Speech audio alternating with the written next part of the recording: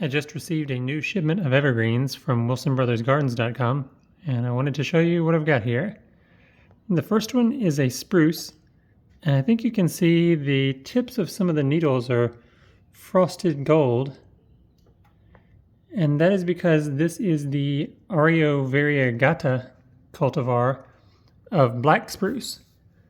And I also want to emphasize this is not Black Hills spruce, as it says on the Wilson Brothers Gardens website. It's just black spruce. So don't get confused. Common names can be anything. So Black Hills spruce is actually a cultivar of the white spruce, paradoxically.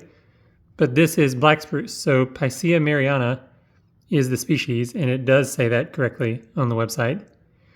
And the other thing about this Picea mariana is that it is grafted, and almost certainly grafted to Norway spruce, Picea abies. So I'll try to find a place to plant this one, somewhere that probably gets a lot of sun, because I believe the sun influences how much gold-tipped frosting there is on the foliage.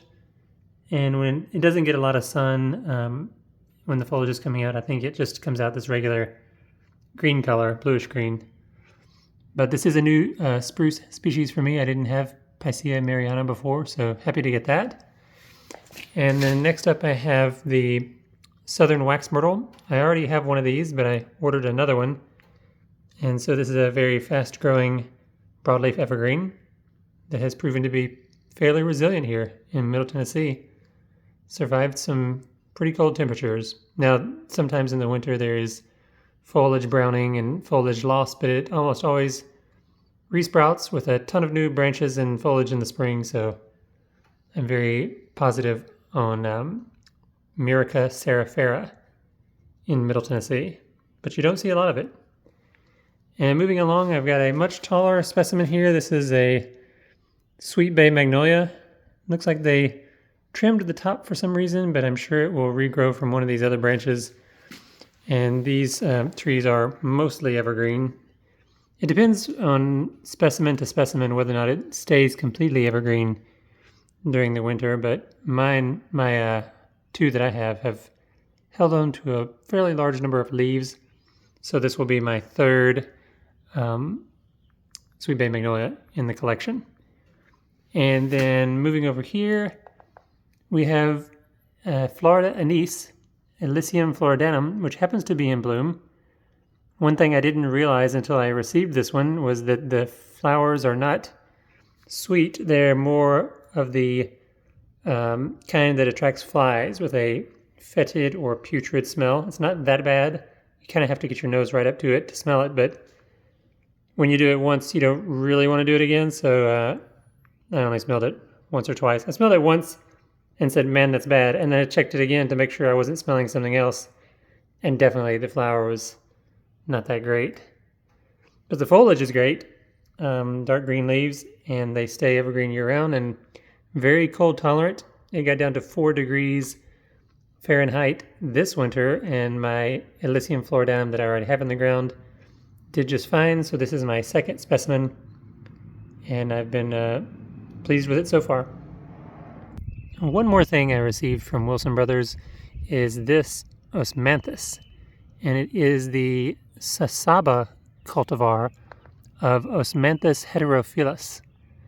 And you may recall a while back I did another video about some broadleaf evergreens that I lost during the extreme cold, and one of them was an osmanthus. It was a hybrid osmanthus, hybrid between heterophylla and fragrans, I believe, Osmanthus fragrans. So this one is pure heterophylla, and that means it's going to be more cold hardy. And the other unique thing about this is the leaf shape, which has these multi-pointed leaves, almost like a maple from certain angles, but they're fairly stiff and thick and leathery with sharp points on the end, which is good. So I'm going to try my hand at osmanthus once more with the most cold hardy species, which is the Osmanthus heterophylla. And this one reportedly grows in a mostly vertical fashion, and it's got this interesting texture. I don't think it's going to be that fast growing, but I do like the way it looks. So there you go. That's my most recent haul of trees from Wilson Brothers, and I'm still overall very positive about that online nursery. Oh wait, there's actually one more thing that I got from them, but it wasn't today, it was a few days ago, and it is this Foster's No. 2 holly, hybrid holly.